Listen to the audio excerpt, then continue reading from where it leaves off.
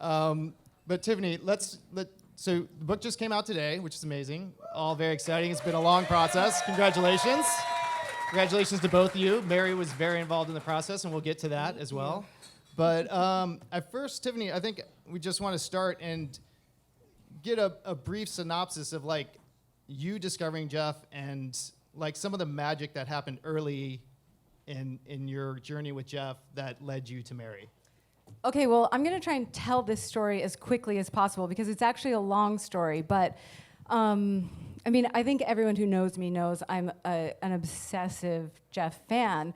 And how I discovered Jeff's music was in 1999. I actually never knew Jeff's music when he was alive.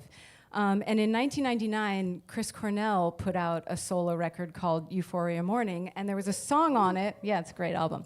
And there's a song on it called Preaching the End of the World, and there was a line in the song that inspired an idea for a story for me. And so I wrote the line on my computer, and I started writing what I thought was going to be a short story. And then I read an article where Chris was talking about the album, and he talked about his friend Jeff Buckley, who was an inspiration for a few of the songs on the album. And so because I loved the album so much, I went out and bought this album that he was talking about.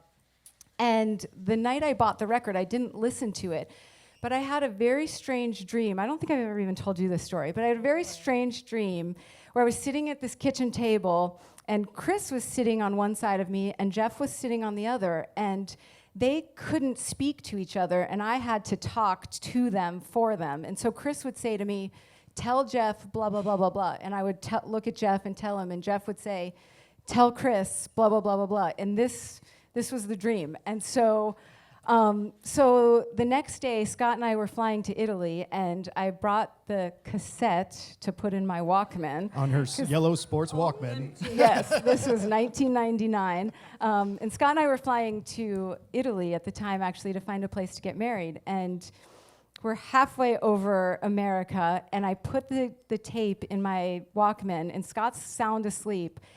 And the first few notes of Mojo Pin, all the hair starts standing up. Oh my God, I'm gonna get emotional already.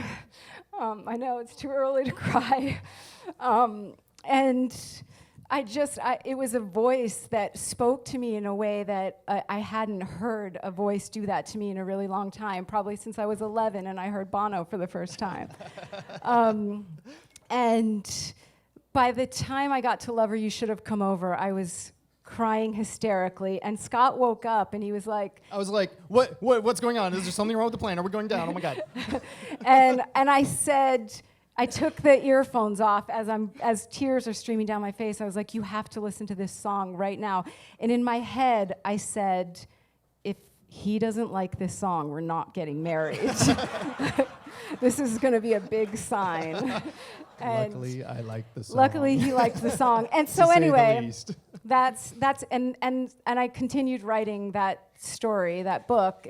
The short story turned out to be my first novel, God-Shaped Hole, and Mary somehow got a hold of that book. And well, let's just stay on that just a little bit. And the next part of that is after you finish the book and you're in New York City and you see an article in the Village Voice or something like, or Time Out, one of those, doesn't matter. Okay, so I'm basically one of those people that feel like music saved my life. So I read this article about this charity organization that uses music to help kids in recovery.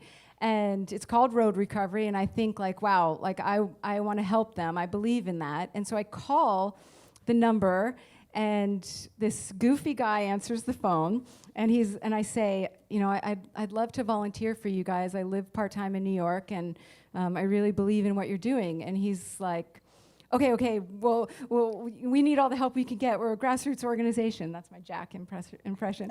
Oh, Jack, yes. Yeah. Oh, no, he's like frenetic. Yeah, like come on. Yeah, Tip, come on down tomorrow. We really need that.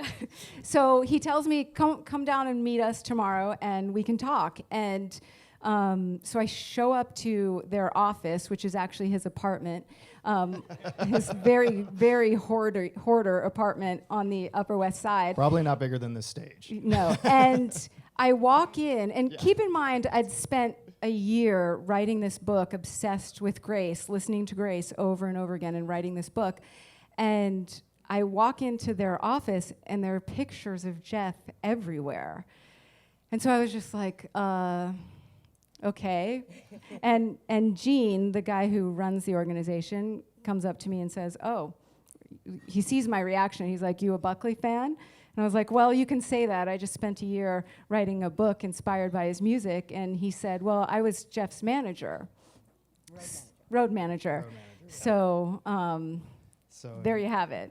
Somehow that led me to Mary. yeah. So yeah, Mary, where did you first learn of Tiffany? So this is within a year or so of Jeff's passing, right? So he passed in 97. Probably 2 years, yeah. Right. And I was in New York working on sketches for My Sweetheart the Drunk and other things. And Gene called me, and let me just say that during this time, there were several individuals who were sort of on the line of a stalker of Jeff's, like Uber fans. For example, one woman contacted somebody who interviewed me, a newspaper person, and he forwarded a letter, a 4-page letter that she claimed that she had contacted Jeff and found a man online who could perform a seance during which they could call Jeff's soul forward and impregnate her with my grandchild. Well, yeah. That makes sense. Okay. That's just one example. So that's the background for when Gene called and said, Mayor, this super Jeff fan has written a book based inspired by his music, and she's got to meet you. How hard did your eyes roll?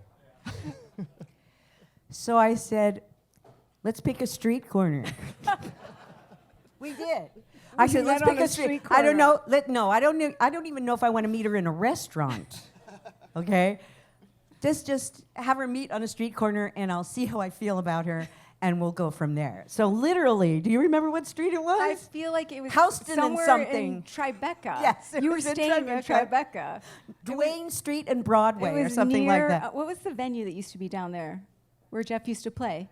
Oh, that was Knitting Factory. Yes, it was near there. Right. So up walks this angel. Oh. And, You don't know her as well as I do. well, I found about the devil part later. Oh, there you. Okay. So, then she, I read the book. I was moved and impressed and thought that this young person had a real through line into how a soul works through pain and how we work through the things that sometimes feel like they're going to destroy us or that we'll destroy ourselves just to get out of the pain. And I thought, well, this is really an insightful young woman. I really enjoyed the way she wrote, the things that she described, the way she used words. All of that was so very impressive. I thought, this is really kind of a special person. Longer, you should have come over, 'cause it's not too late.